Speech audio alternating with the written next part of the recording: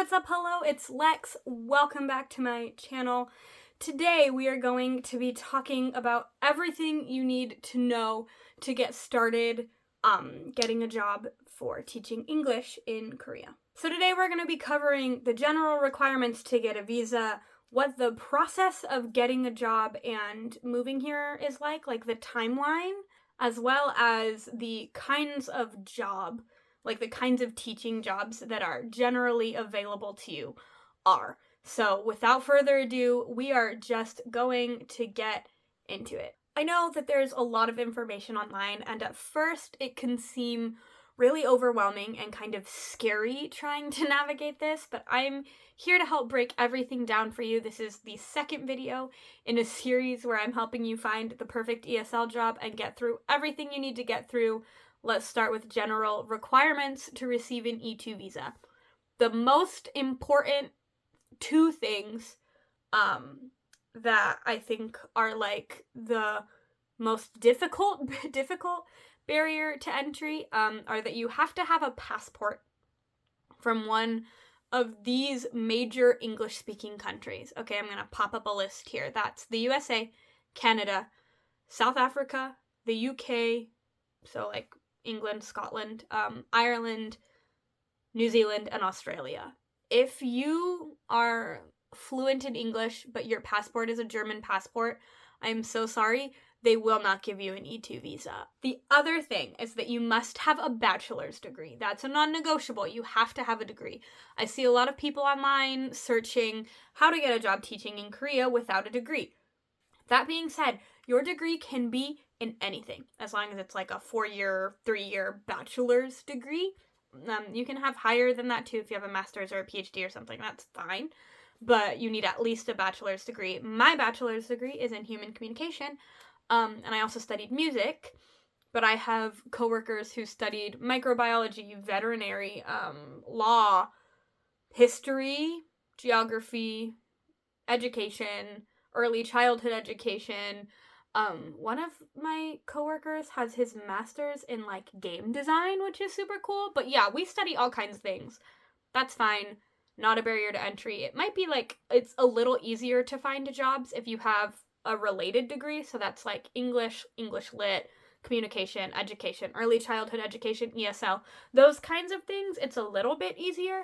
But if you got your degree in engineering and you decided you want to move here and teach English, that is absolutely well within the realm of possibility. You're going to be fine.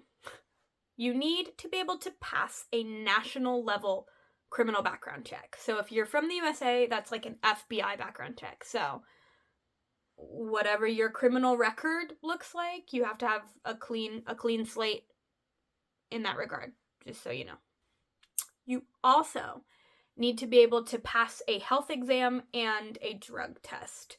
So if you like to partake in, maybe you like weed, if you're like a smoker, even if it's legal in your home country, it is absolutely super illegal here. So if you fail your drug test, you will absolutely just be deported right out the gate. You won't even be able to start your job, really. It's just not worth doing. If you're not willing to go drug-free, not the job for you. Likewise, health check. So you have to do like a self-reported paper kind of thing after you accept a job that's basically telling the government, like, no, there's nothing severely wrong with me. That includes like mental health things. To be fair, it is self-report, and I do know quite a few people just lied and said they had never been like diagnosed with something. But just be aware that like if you're on a medication that could trigger a drug test, like maybe you take a certain kind of ADHD medication or something that could trigger a drug test, that could also have you fail your health/drug test. So just those kinds of things, do your research and be aware. A TEFL, which is a Teaching English as a Foreign Language certificate, is recommended but not required. So you don't have to have it to get a job, although it might help you. I'm going to tell you right now, do not, look me in the eye, do not waste $1,000 on a TEFL certificate. you can get the little the little vibey one for $120. I think I did, what was mine called? My Teeful, maybe? My Teeful? I'll look it up, and if I'm wrong, I'll pop it up here. And I spent, I think, like $100 and something on it, and I got an 120-hour Teeful certificate. It's literally just something that they like to see that you have. So I would not spend... They're all kind of the same, too. Like, I've never met someone who did the really expensive one who was like, yeah, that was absolutely worth it. Don't spend $1 million on that. But it is nice to have. I am glad that I got one. You also need a slew of documents. This is just to, like, apply for your visa. So you need... I have a list. I'm looking at it if you see me looking down. You have to have your bachelor's or master's, both, degree, apostilled and notarized. You have to have your university transcript, preferably, ideally, sealed. A sealed transcript, like an official sealed transcript. When I was applying, that was, like, soft required. So they were like, if you can't get your sealed transcripts, they would take unofficial transcripts, but I'm fairly certain that the immigration agent, if they're, like, having a shitty day, can fail you, like, can reject your visa. So then you would have to, like, send your transcripts again and, like, go through it a second time. I'm not 100% positive, but ideally you need a sealed copy of your official transcripts.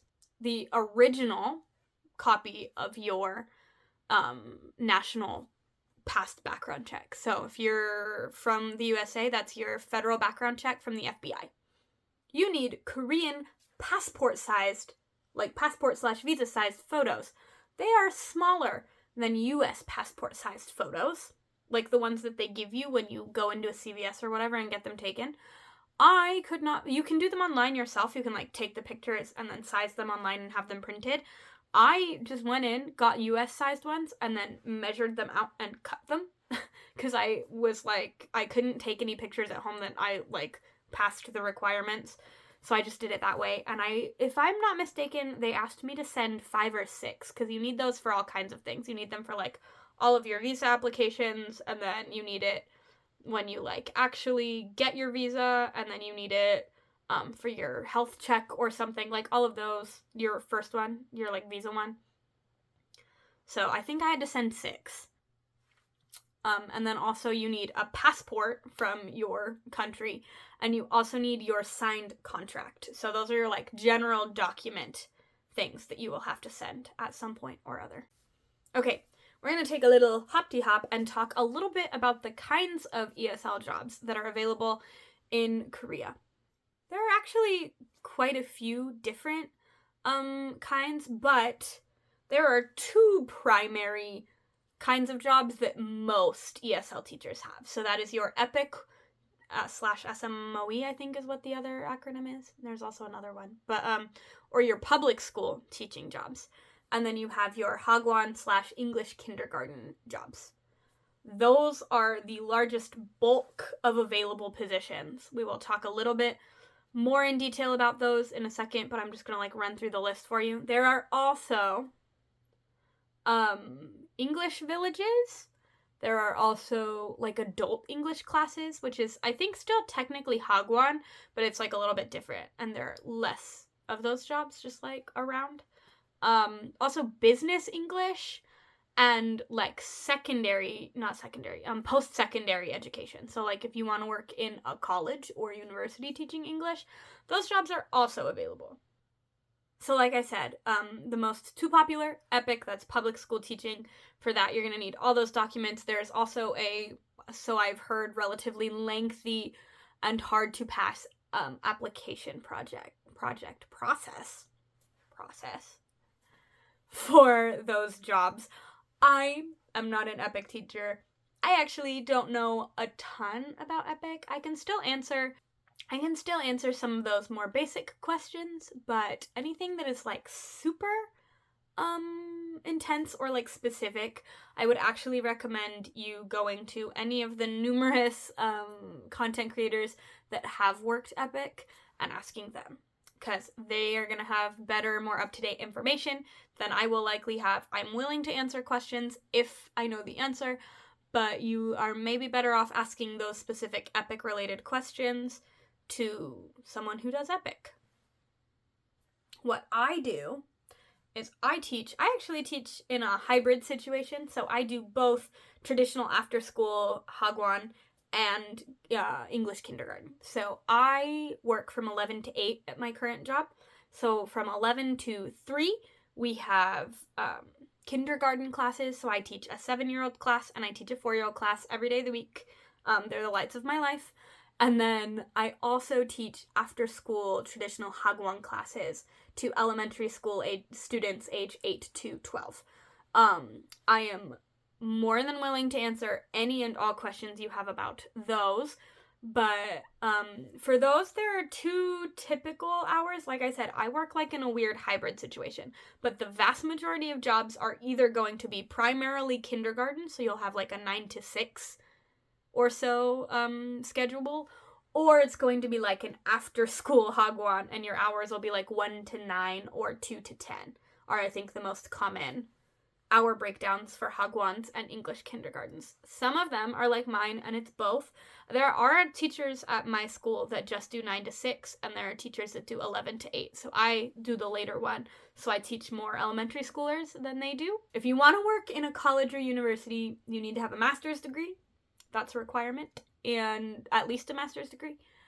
And I think usually the people who work in colleges or universities have lived here for a while. Not always, but I think everyone I've met, like, worked in a normal, like a Hagwon or for Epic or something for a couple of years, and then kind of made connections and started applying. There are way less college jobs available than there are Hagwon jobs, specifically, but also, like, Epic jobs, too. And people, when they get them, they tend to keep them. So they open up way less often.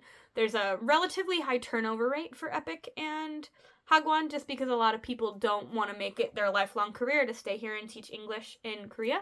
So a lot of people stay for 1 or 2 years and then go back to their home country, or they go to a new country, things like that. So there's just a higher turnover rate. It's easier to get those kinds of jobs. All right. So, now that you know a little bit about what kinds of jobs you might be looking at, I'm sorry, I'm scrolling down my thing. We're going to talk about the timeline/process of getting a job. Timeline.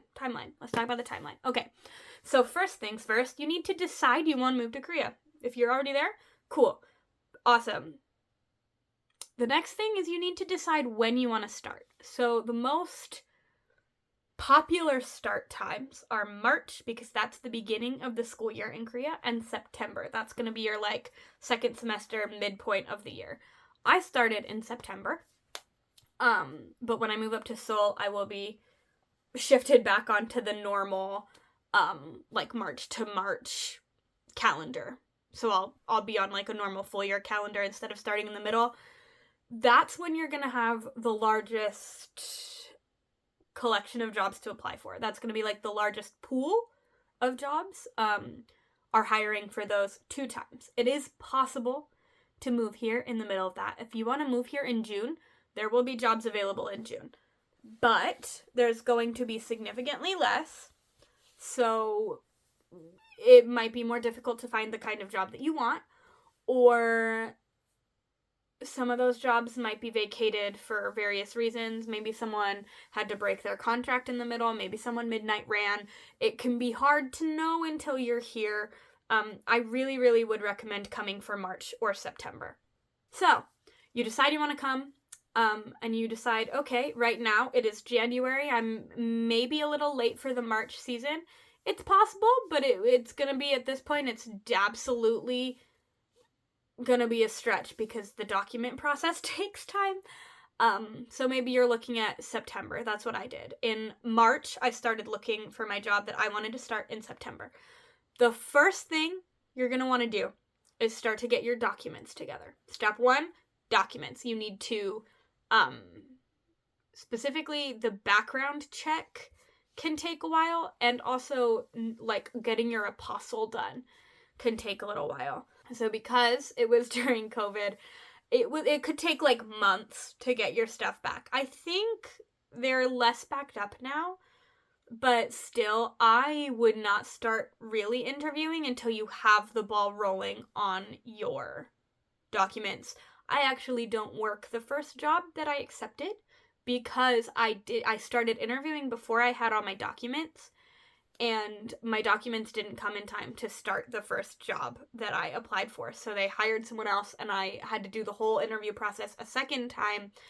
It worked out. I absolutely love my job. I actually am very happy that that worked out that way. I think I like this job more than I would have liked that job, for like personal reasons, location, and size of the school and stuff like that, hours. I just think it worked out better, but you might run into a similar problem if you have interviewed but you haven't gotten any of your docs together. So after you've started getting your documents rolling, what you're going to want to do is you're going to want to start looking for jobs. You're going to start looking for jobs. I recommend, I'm going to do a whole video on this one too, how to find your job, how to find recruiters. If you don't live in Korea, I'm going to recommend some recruiters. Something to note, have more than one. Pick like 3 recruiting agencies that you kind of vibe with and take interviews from all of them. At the end of the day, recruiters don't always have your best interest in mind because they get paid when you sign a contract. So I think they're kind of playing the field. You should play the field too. I recommend having like 2 to 3 recruiters. You can also keep your eye out for direct hire positions, but recruiters are going to be really helpful through your like document and visa app process. And so if you do a direct hire, you're kind of just at the mercy of how helpful your school is going to be, which is why if you're not used to the process or already living in the country, I think that maybe a recruiter is the right way to go. After you have talked to your recruiter, they're going to ask you all kinds of things like, what kind of city do you want to live in? What age group do you want to teach? Do you have preferences on class size? Things like that. So if you have a general idea of those kinds of things, they'll be able to help you the best. If a recruiter is absolutely not listening to anything you want, stop working with them. There's a million recruiters. Find a better recruiter. But yeah, just like find a recruiter that is willing to work with you instead of just throwing random shit your way, hoping you'll sign with a school that you're not really passionate about because then they get a quick check. Don't mess with that. Your recruiter or direct hire, you'll start doing interviews. Once you find a school you like, you will sign a contract. You will send all of your documents to Korea, either to your recruiter or to your school, depending on what their vibe is. My first recruiting agency, we sent to the agency, not to the school, and then the agency sent it to the school. But things like that, it just kind of depends. You'll have to talk to your recruiter and your boss for that information. You'll send them their doc, they'll take it into the immigration office here in Korea. Once you get approved, they will send you everything that you need, information-wise, and then you will send, like, your passport, your visa number, things like that, to your consulate if you're in America. If you're in the UK, I think you have to send it to Germany now. There's, like, a German something or other. I'm not 100% certain as far as, like, who you send to there. There's all kinds of information online about where you need to send that, and also your recruiter or your school should know as well. So at that point, I would ask them just to make sure. I lived in Colorado. My consulate was in San Francisco, so I sent my passport and my doc stuff out to San Francisco. There will be a little interview probably, at least mine was, where they called and they asked me some really basic questions. I answered them, they approved me, they sent me back my docs, and at that point you are free and clear to move to Korea. I know that sounds kind of like a lot, but I promise it's not that bad. I'm willing to help break down any of it. If you have literally any questions about anything I just said, please hop down in the comments. I'm going to help answer everyone. Like I mentioned, this is in a series. I plan to make videos on all kinds of things. I'm going to make a video on Epic versus Hagwons. I'm going to make a video about interviewing and what questions to ask, some red flags, some green flags, things like that. We're going to talk a little bit about contracts. I want to help you find your perfect job. I want to help you find your perfect job. I do. So, subscribe so that I can help you. Leave comments down below. Let me know what you want to learn about. I am so happy that you stuck around this long if you did. thank you a bunch. I hope you love this adventure as much as I have loved this adventure. I love Korea. I always speak highly of Korea. I've loved my time living here. I am congested. I plan to stay for a while. It's just a great time. Anyway, thank you so much for hanging out with me. I will be back soon for the next part of this series, as well as for my originally scheduled content. Thank you. See you soon. Bye.